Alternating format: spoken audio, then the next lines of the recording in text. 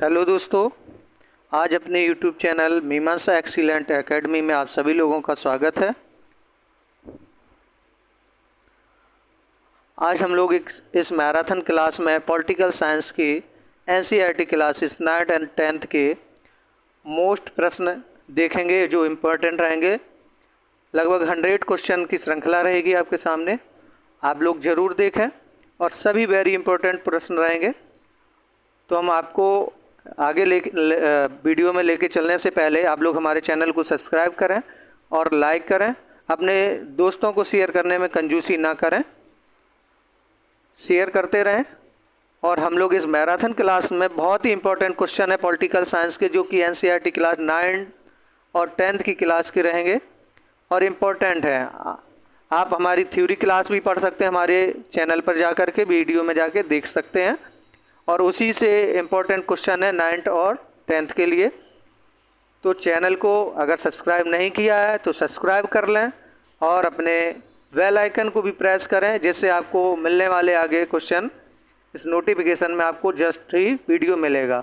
तो चलते हैं वीडियो की ओर और पहला क्वेश्चन देखते हैं हम लोग।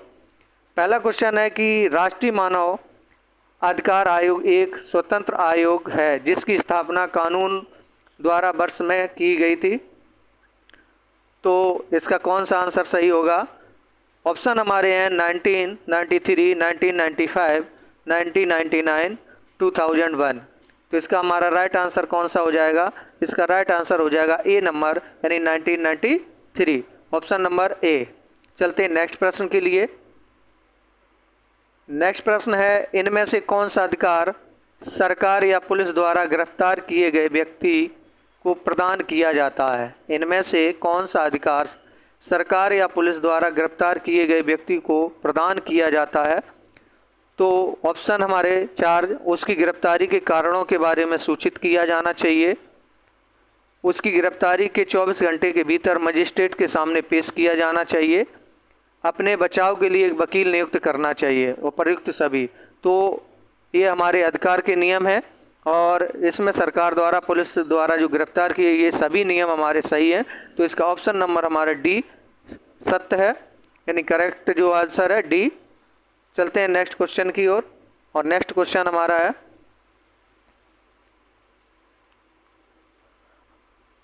क्वेश्चन नंबर 3 है, अस्पृश्यता की प्रथा के बारे में संविधान क्या कहता है? तो इसके बारे में क्या कहता है? तो इसे समाप्त कर दिया गया है, किसी भी रूप में इसका अभ्यास कानून द्वारा दंडनीय है। तो इसका ऑप्शन नंबर डी हमारा सही हो जाएगा, ए और बी इसका राइट आंसर है डी नंबर। चलते हैं नेक्स्ट प्रश्न। नेक्स्ट है, भाषण और अभिव्यक्ति की स्वतंत्रता के संबंध में इनमें से कौन सा असत्य है? तो इसमें हमारा कौन सा असत्य रहेगा? जैसे 4 ऑप्शन हमारे लिए हैं।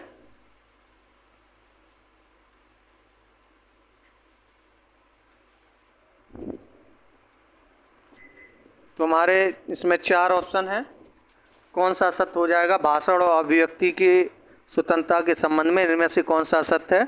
हर किसी को अलग तरीके से सोचने का अधिकार है, कोई सरकार की नीति से असहमत हो सकता है, कोई इसका इस्तेमाल सरकार के खिलाफ लोगों को भड़काने के लिए कर सकता है, कोई सरकार की आलोचना करने के लिए स्वतंत्र है। तो इसका कथन है सी नंबर राइट है, यानी इसका जो असत्य कथन है वो सी नंबर जो है वो सही है इसका, यानी असत्य अगर है तो वो असत्य यही कथन है। चलते हैं नेक्स्ट प्रश्न और नेक्स्ट प्रश्न हमारा आता है, भारतीय संविधान में समता के अधिकार का क्या उल्लेख किया गया है? यानी किस में उल्लेख किया गया है? क्वेश्चन नंबर 5, भारतीय संविधान में समता के अधिकार का क्या उल्लेख किया गया? तो आर्टिकल 14 से 18 जो है, यानी आर्टिकल 14 to 18 में उल्लेखित है। चलते हैं नेक्स्ट प्रश्न के लिए। नेक्स्ट प्रश्न हमारा है, भारतीय संविधान में मौलिक अधिकार निर्धारित है। तो भारतीय संविधान में मौलिक अधिकार जो निर्धारित है वो किस भाग में निर्धारित है? भाग 3, भाग 7, भाग 5, भाग 4। तो इसका राइट आंसर है ए नंबर, यानी भाग 3 में, यानी भाग 3 में इसका उल्लेख किया गया है। चलते हैं नेक्स्ट प्रश्न। निम्नलिखित में से कौन सा अधिकार व्यक्ति के विकास में सबसे अधिक महत्वपूर्ण है? तो इसका कौन सा अधिकार महत्वपूर्ण है? तो इसका सी नंबर, मूल अधिकार। तो इसका सी नंबर राइट।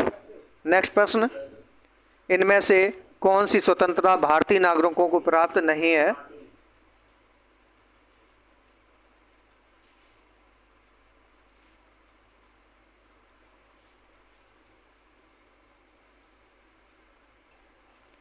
तो निम्नलिखित में से कौन सा अधिकार व्यक्ति के विकास में सबसे अधिक महत्वपूर्ण है? जिसमें चार ऑप्शन, सामाजिक अधिकार, राजनीतिक अधिकार, मूल अधिकार, विधिक अधिकार। तो इसका राइट आंसर कौन सा हो जाएगा? मूल अधिकार, यानी ऑप्शन नंबर सी हमारा राइट है। नेक्स्ट क्वेश्चन की ओर चलते हैं।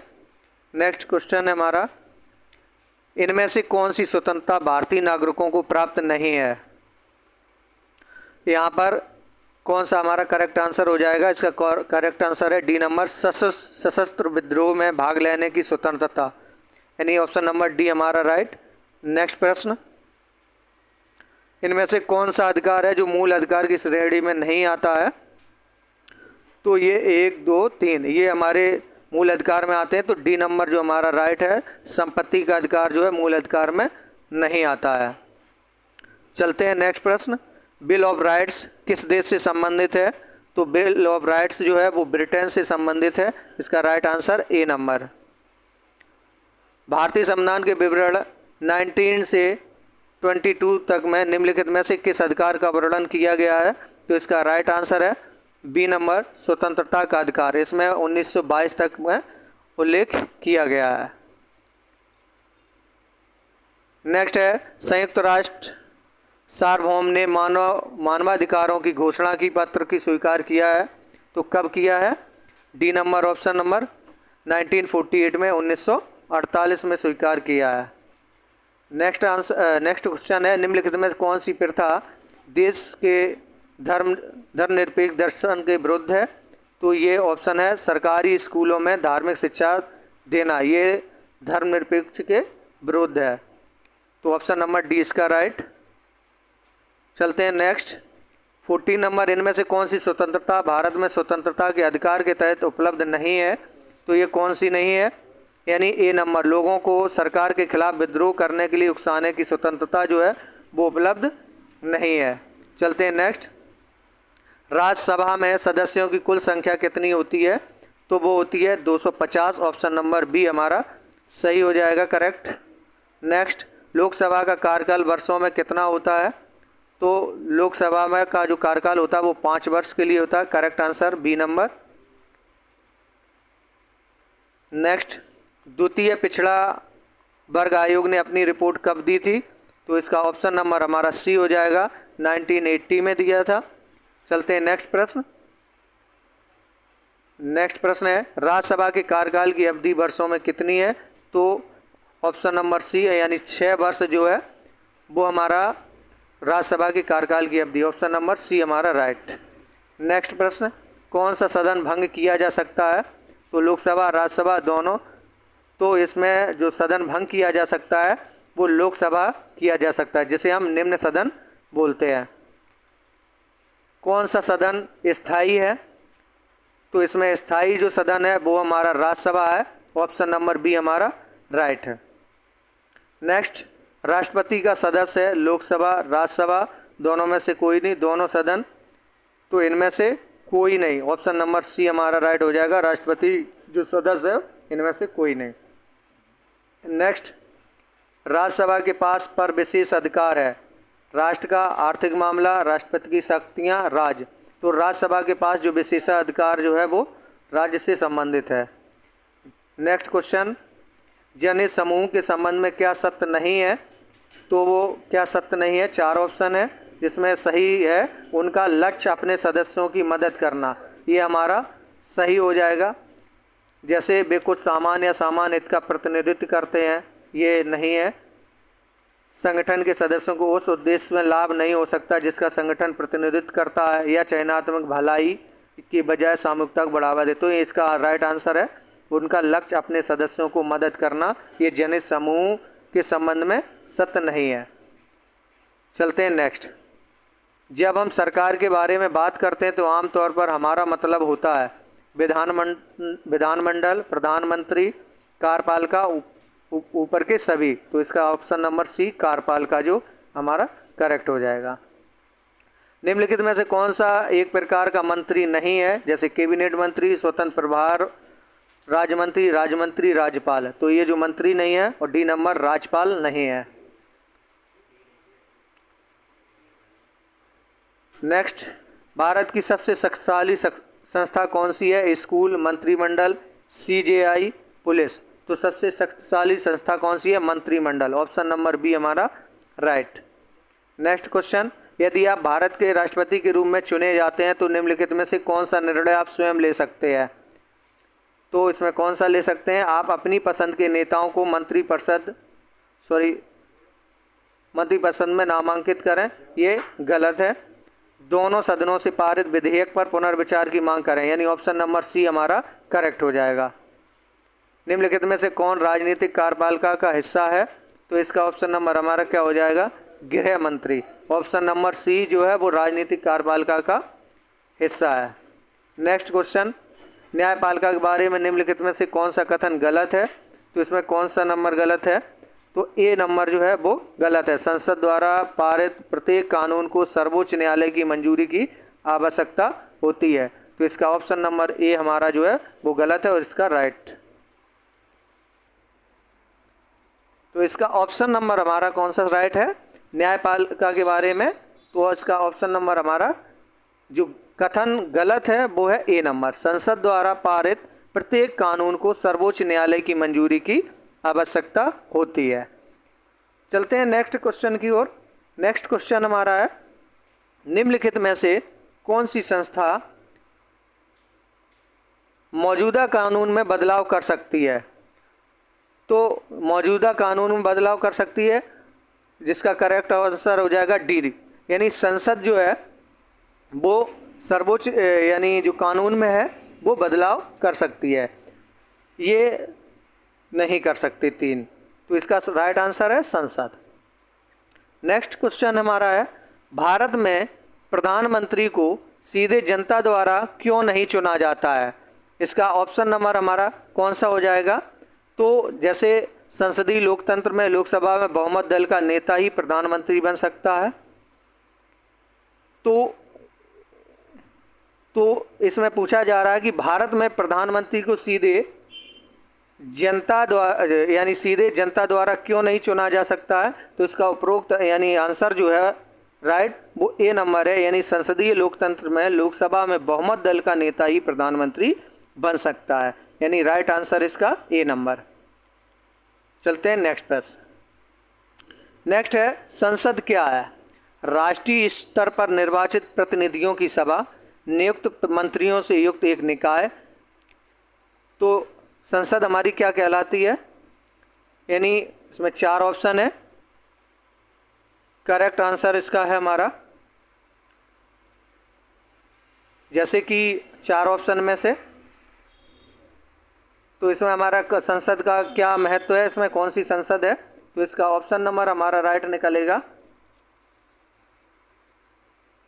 ए नंबर, राष्ट्रीय स्तर पर निर्वाचित प्रतिनिधियों की सभा। ए नंबर इसका राइट है। चलते हैं नेक्स्ट। ग्रामीण स्थानीय सरकार को लोकप्रिय के रूप में जाना जाता है। जिला परिषद, पंचायत परिषद, पंचायती राज, उपरोक्त में से कोई नहीं। तो ग्रामीण स्थानीय सरकारों को लोकप्रिय रूप से जाना जाता है, तो इसका हमारा करेक्ट आंसर क्या हो जाएगा? तो इसका हमारा करेक्ट आंसर ऑप्शन हो जाएगा सी, पंचायती राज जो है ग्रामीण स्थानीय सरकार के रूप में जाना जाता है। केंद्र और राज्यों के बीच सत्ता साझाकरण व्यवस्था के परिवर्तन के संबंध में कौन सा सत्य नहीं है? तो ये कौन सा सत्य नहीं है? ऑप्शन नंबर सी, फिर इसे कुल राज्यों में से कम आधे राज्यों की विधानसभाओं द्वारा अनुमोदित किया जाना चाहिए। ये हमारा कथन बिल्कुल ही गलत है। जो राइट कथन है वो है, संसद स्वयं इस व्यवस्था को नहीं बदल सकती। इसमें किसी भी बदलाव को पहले दोनों सदनों द्वारा कम से कम 2/3 बहुमत से पारित करना होगा। अकेले संसद के पास सत्ता साझाकरण से संबंधित प्रावधानों में संशोधित करने की शक्ति। ये जो हमारे कथन है 3 वो सत्य हैं, ये कथन गलत है। इसका correct answer C number. Next है 35 के लिए, कौन सा पंचायत राज की त्रिस्तरीय व्यवस्था का हिस्सा नहीं है? जैसे नगर पालिकाएं, ग्राम पंचायत, ब्लॉक समिति, जिला परिषद। तो इसका करेक्ट ऑप्शन हमारा हो जाएगा डी नंबर, तो जिला परिषद, यानी ये जो है पंचायती राज का हिस्सा नहीं है। चलते हैं नेक्स्ट। पंचायती राज की व्यवस्था में शामिल है, तो कौन सा शामिल है? तो पंचायती राज की व्यवस्था में जैसे 4 ऑप्शन है, गांव, ब्लॉक और जिला स्तर, गांव और राज्य स्तर, गांव, जिला और राज्य स्तर, गांव, राज्य और संघ स्तर। तो इसका ऑप्शन नंबर हमारा ए कथन सही हो जाएगा, गांव, ब्लॉक और जिला स्तर, ये हमारा राइट। निम्नलिखित में से कौन सा देश संघों को एकजुट रखने का अच्छा उदाहरण है? USA, Switzerland, Australia, Bharat. तो इसका राइट आंसर हमारा है डी नंबर, भारत। यानी निम्नलिखित में से कौन सा देश संघों को एकजुट रखने का अच्छा उदाहरण है? तो वो है भारत।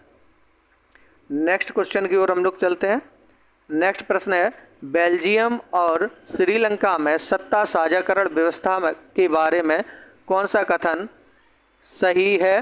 तो इसका हमारा कौन सा कथन सही है?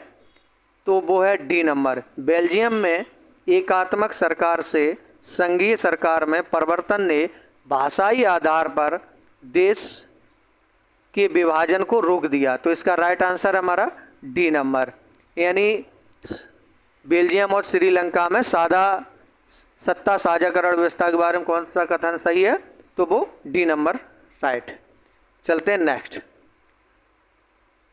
बेल्जियम की राजधानी कौन सी है? तो जैसे बालोनिया, ब्रुसेल्स, वॉन, पेरिस। तो इसका हमारा करेक्ट आंसर हो जाएगा बी नंबर, ब्रुसेल्स, यानी बेल्जियम की राजधानी कौन सी है? ब्रुसेल्स। चलते हैं नेक्स्ट। नेक्स्ट क्वेश्चन आता हमारा, तो इसमें निम्नलिखित में से कौन सा श्रीलंका में एक प्रमुख सामाजिक समूह नहीं है? तो इसमें 4 ऑप्शन जैसे सेंली भाषी या सेंली समुदाय, श्रीलंकाई तमिल, भारतीय तमिल, एंग्लो इंडियन। तो ये जो 3 है हमारे, ये श्रीलंका के एक प्रमुख सामाजिक समूह में सम्मिलित हैं, और जो इसका ऑप्शन नंबर डी जो है एंग्लो इंडियन, ये इसमें सम्मिलित नहीं है। तो इसमें कथन कौन सा? D number correct. नेक्स्ट, श्रीलंकाई तमिल श्रीलंका के किस भाग में केंद्रित है? तो उत्तर और दक्षिण, उत्तर और पूरब, पूर्व और पश्चिम, दक्षिण और पूर्व। तो जो श्रीलंकाई जो तमिल है वो श्रीलंका किस भाग में स्थित है? तो वो ऑप्शन नंबर बी, उत्तर और पूर्व में स्थित है। तो इसका राइट आंसर है बी नंबर। नेक्स्ट प्रश्न है, वह सरकार जिसमें सत्ता 2 या 2 से अधिक राजनीतिक दलों द्वारा साझा की जाती है और क्या कहलाती है उसको? जैसे सामुदायिक सरकार, एकात्मक सरकार, संघीय सरकार, गठबंधन सरकार। तो इसका राइट आंसर है डी नंबर, गठबंधन सरकार, यानी इसमें क्या कहलाती है? डी नंबर, गठबंधन सरकार। चलते हैं नेक्स्ट प्रश्न। निम्नलिखित में से कौन सा समुदाय श्रीलंका से संबंधित नहीं है? निम्नलिखित में से कौन सा समुदाय श्रीलंका से संबंधित नहीं है? जैसे सिंहल, भारतीय तमिल, पारसी, श्रीलंकाई तमिल। तो इसका राइट आंसर हमारा है पारसी, यह इससे संबंधित नहीं है। नेक्स्ट क्वेश्चन है, श्रीलंका के तमिल मूल निवासियों को क्या कहा जाता है? श्रीलंकाई तमिल, भारतीय तमिल, मुस्लिम तमिल, उपरोक्त में से कोई नहीं। तो श्रीलंका के जो तमिल मूल निवासी है उनको कहा जाता है श्रीलंकाई तमिल, यानी इसका करेक्ट आंसर है ए नंबर, क्वेश्चन नंबर 44 के लिए। नेक्स्ट क्वेश्चन 45, बेल्जियम में जर्मन भाषी लोगों का प्रतिशत कितना है? तो बेल्जियम में जर्मन भाषी जो लोग हैं उनका प्रतिशत है वो ऑप्शन नंबर करेक्ट 1, यानी डी नंबर करेक्ट है। इसका 1% जो है बेल्जियम में जर्मन भाषी लोगों का प्रतिशत है। सामुदायिक सरकार के बारे में निम्नलिखित में से कौन सा कथन सत्य है? तो इसमें कौन सा कथन सही है? तो जैसे सत्ता सरकार के विभिन्न अंगों के बीच साझा की जाती है, ये गलत है। विभिन्न स्तरों पर सरकार के बीच सत्ता साझा की जाती है, ये भी गलत है।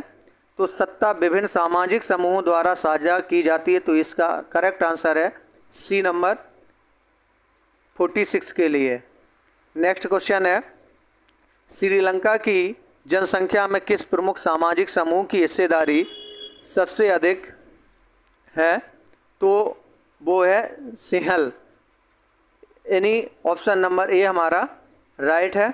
सिंहल जो है वो समूह की हिस्सेदारी सबसे अधिक है। चलते हैं नेक्स्ट प्रश्न की ओर। नेक्स्ट प्रश्न है 48 के लिए, अलग इलम यानी जिसे हम राज्य की मांग लेकर सत्ता संघर्ष किसके द्वारा शुरू किया गया था? तो इसका करेक्ट आंसर कौन सा हो जाएगा?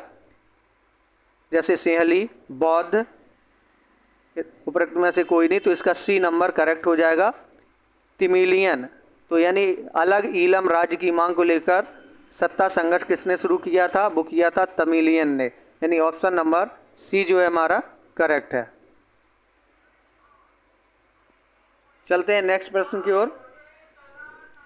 बेल्जियम की सीमा किसके साथ लगती है? तो बेल्जियम की सीमा जो लगती है वो फ्रांस से भी लगती है, जर्मनी से भी लगती है, लग्जमबर्ग से भी लगती है, उपयुक्त सभी।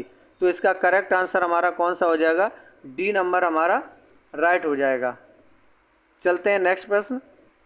नेक्स्ट प्रश्न हमारा, निम्नलिखित में से कौन सा श्रीलंका में पारित 1956 के अधिनियम का प्रावधान नहीं था?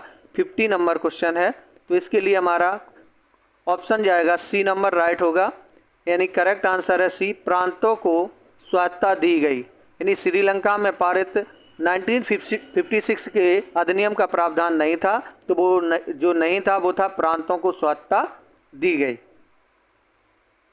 चलते नेक्स्ट प्रश्न।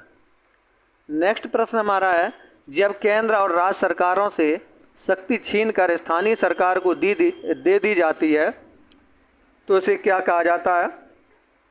यानी वितरण, केंद्रीकरण, पुनर्गठन। तो इसका करेक्ट आंसर है डी नंबर, विकेंद्रीकरण कहा जाता है इसको। नेक्स्ट प्रश्न है, भारत सरकार की भाषा नीति के संबंध में सही कथन चुनें। तो हमारा कौन सा करेक्ट आंसर हो जाएगा? तो ऑप्शन जैसे 4 हैं, तो इसमें करेक्ट आंसर रहेगा हमारा, भारत के संविधान ने किसी भी भाषा को राष्ट्रीय भाषा घोषित नहीं किया है। तो भारत सरकार की भाषा नीति के संबंध में कौन सा कथन है? डी का नंबर करेक्ट है। नेक्स्ट क्वेश्चन है, उल्लेखित भाषा विषयों पर संघ एवं राज्य सरकार दोनों कानून बना सकती है, तो वो किस में बना सकती है? तो वो समवर्ती सूची में बना सकती है, यानी ऑप्शन नंबर सी हमारा करेक्ट है, सी नंबर। चलते हैं नेक्स्ट। निम्नलिखित में से कौन सा संघ सूची का विषय नहीं है? तो जैसे कि विदेशी मामले, मुद्रा, बैंकिंग, ये जो तीनों हैं वो सूची का विषय है, लेकिन इसमें पूछा गया नहीं है, तो कौन सा नहीं है? ऑप्शन नंबर डी, कानून और व्यवस्था जो है इसका ये करेक्ट हो जाएगा। निम्नलिखित में से कौन सा नगर निगम का प्रमुख होता है? तो नगर निगम का जो प्रमुख होता है वो मेयर होता है, ऑप्शन नंबर डी हमारा सत्य है। निम्नलिखित में से किस देश में सरकार का संघीय स्वरूप है? तो कौन सा हमारा करेक्ट हो जाएगा? जैसे मिस्र, श्रीलंका, ऑस्ट्रेलिया, इंग्लैंड, तो इसका ऑप्शन नंबर हमारा सी, ऑस्ट्रेलिया करेक्ट है। नेक्स्ट है, निम्नलिखित में से किस राज्य स्तर पर राज्य का मुखिया कहा जाता है? तो राज्य का जो मुखिया होता है वो होता है मुख्यमंत्री, यानी ऑप्शन नंबर ए हमारा करेक्ट। नेक्स्ट, निम्नलिखित में से कौन सा देश एक साथ मिलकर संघ बना रहा है? तो वो कौन सा हमारा बना रहा है? वो है यूएसए, ऑप्शन नंबर ए हमारा करेक्ट है, यूएसए। नेक्स्ट, निम्नलिखित में से किस देश ने होल्डिंग टुगेदर फेडरेशन को नहीं अपनाया है? तो वो कौन सा देश है हमारा जो जिसने नहीं अपनाया? वो ऑप्शन नंबर हमारा डी, जापान ने होल्डिंग टुगेदर फेडरेशन को नहीं अपनाया। हिंदी के अलावा और कितनी भाषाओं को संविधान द्वारा अनुसूचित भाषाओं के रूप में मान्यता दी गई है? तो वो कितनी भाषाओं को मान्यता दी गई है? 21 नंबर, यानी हिंदी के अलावा और कितनी भाषाओं को संविधान द्वारा अनुसूचित भाषाओं के रूप में मान्यता दी गई है? तो वो 21, और इसका ऑप्शन नंबर 21, यानी ऑप्शन नंबर बी हमारा करेक्ट हो जाएगा। वैसे 22 भाषाओं को अनुमति दी गई है। चलते हैं नेक्स्ट प्रश्न। नेक्स्ट प्रश्न है, निम्नलिखित में से कौन सा विषय समवर्ती सूची में शामिल है? तो कौन सा विषय हमारा समवर्ती सूची में है? तो ऑप्शन नंबर इसका हमारा डी जो है वो शिक्षा जो है वो समवर्ती सूची विषय में सम्मिलित है। नेक्स्ट प्रश्न, निम्नलिखित में से किस सरकार के 2 या 2 से अधिक स्तर होते हैं? तो वो इसका हमारा करेक्ट ऑप्शन कौन सा हो जाएगा? संघीय सरकार। ऑप्शन नंबर सी जो है, इनके 2 या 2 से अधिक स्तर होते हैं। नेक्स्ट है, निम्नलिखित में से कौन सी संघवाद की विशेषता नहीं है? तो कौन सी नहीं है? तो इसका करेक्ट हो जाएगा, केंद्र सरकार राज्य सरकार को आदेश दे सकती है। तो यह विशेषता जो है वो संघवाद की नहीं। ऑप्शन नंबर डी हमारा करेक्ट। निम्नलिखित में से कौन सा विषय समवर्ती सूची के अंतर्गत आता है? तो वो कौन सा आता है समवर्ती सूची के अंतर्गत? वो ऑप्शन नंबर सी विवाह आता है, विवाह। नेक्स्ट है, भारत में स्थानीय सरकारों की आवश्यकता क्यों होती है? तो स्थानीय सरकारों की आवश्यकता क्यों होती है? क्योंकि उपर्युक्त सभी लोगों को अपने इलाकों की समस्याओं के बारे में बेहतर जानकारी, इस प्रकार इस समस्याओं को स्थानीय स्तर पर ही हल किया जा सकता है। लोग यह भी जानते हैं कि पैसा कहाँ खर्च करना और चीज़ों को कुशलतापूर्वक प्रबंधित करना। लोग सीधे निर्णय लेने में भाग लेते हैं। तो इसका ऑप्शन नंबर डी हमारा करेक्ट हो जाएगा, उपरोक्त सभी। नेक्स्ट है, सरकार के स्तरों के संबंधित स्तरों का क्षेत्राधिकार जो किससे संबंधित है? संविधान में निर्दिष्ट नहीं है, संविधान में निर्दिष्ट है, संविधान में नहीं लिखा है, उपरोक्त सभी। तो इसका ऑप्शन नंबर बी हमारा सही है, संविधान में निर्दिष्ट नहीं है। संघ सूची में निम्नलिखित विषय शामिल हैं। तो कौन कौन से विषय शामिल हैं? इसमें है रक्षा, विदेशी मामले, बैंकिंग, मुद्रा, संचार। ये जो हमारे हैं संघ सूची विषय में सम्मिलित हैं। सभी मौलिक अधिकारों को लागू कराने का अधिकार क्या कहलाता है? तो क्या कहलाता है? इसका ऑप्शन नंबर सी संवैधानिक उपचार का अधिकार। ये हमारा करेक्ट हो जाएगा। चलते हैं नेक्स्ट क्वेश्चन देख रहे हैं कि किस संस्था ने दुनिया के सामने उजागर किया है ग्वांतानामो बे में कैदियों को अमेरिकी कानूनों का उल्लंघन करने वाले तरीकों से प्रताड़ित किया जा रहा था? तो जो कैदी है वहाँ के ग्वांतानामो बे में कैदियों की जो अमेरिकी कानून का उल्लंघन करने वाले हैं, तो इसका ऑप्शन नंबर हमारा कौन सा राइट हो जाएगा? Option number C Amnesty International. ये इसके द्वारा जो उल्लंघन करने वालों को प्रताड़ित किया जा रहा था। चलते हैं नेक्स्ट। अमेरिका ने ग्वांतानामो बे में लोगों को कैद करने का क्या कारण बताया था? तो वो बताया था अमेरिका में उन्हें दुश्मन माना और उन्हें 11 सितंबर 2001 को न्यूयॉर्क पर हुए हमले से जोड़ा गया है। चलते हैं नेक्स्ट। इनमें से किस आर्थिक, सामाजिक और सांस्कृतिक अधिकारों पर अंतर्राष्ट्रीय अनुबंध द्वारा मानवाधिकारों के मानक के रूप में नहीं देखा जाता है? तो हमारा कौन सा राइट हो जाएगा? सी नंबर, धन संचय करने का अधिकार। नेक्स्ट है, रिट शब्द का क्या अर्थ है? तो रिट शब्द का अर्थ है एक औपचारिक दस्तावेज जिसमें सरकार को अदालत का आदेश दिया गया हो। ऑप्शन नंबर बी हमारा करेक्ट। एनएचआरसी की स्थापना कब हुई थी? तो एनएचआरसी की जो स्थापना हुई थी वो 1993 में हुई थी। इसका ऑप्शन नंबर सी हमारा करेक्ट है।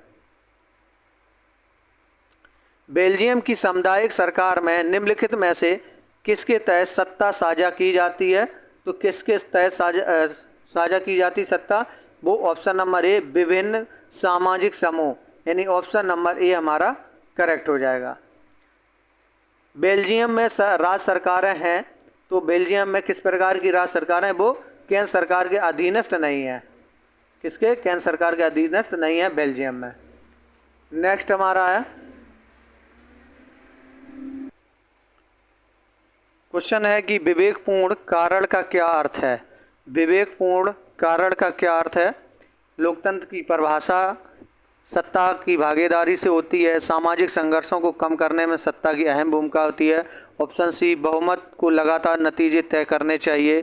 ऑप्शन डी लोकतांत्रिक स्थिरता के लिए नियंत्रण और संतुलन की प्रणाली की आवश्यकता है। तो इसका ऑप्शन नंबर हमारा बी जो है वो करेक्ट, सामाजिक संघर्षों को कम करने में सत्ता की अहम भूमिका है। इसका ऑप्शन नंबर बी हमारा करेक्ट। चलते हैं नेक्स्ट प्रश्न। नेक्स्ट प्रश्न है ब्रुसेल्स को यूरोपीय संघ के मुख्यालय के रूप में क्यों चुना गया जब कई यूरोपीय देश इसे बनाने के लिए एक साथ आए? इसके ऐतिहासिक महत्व के कारण, इसकी भाषाई विविधता के कारण, एक तटस्थ स्थान था, कोई विशेष कारण नहीं था। तो इसका करेक्ट ऑप्शन बी हो जाएगा, इसकी भाषीय विविधता के कारण। चलते हैं नेक्स्ट प्रश्न। विभिन्न सामाजिक समूहों के बीच सत्ता कैसे साझा की जा सकती है?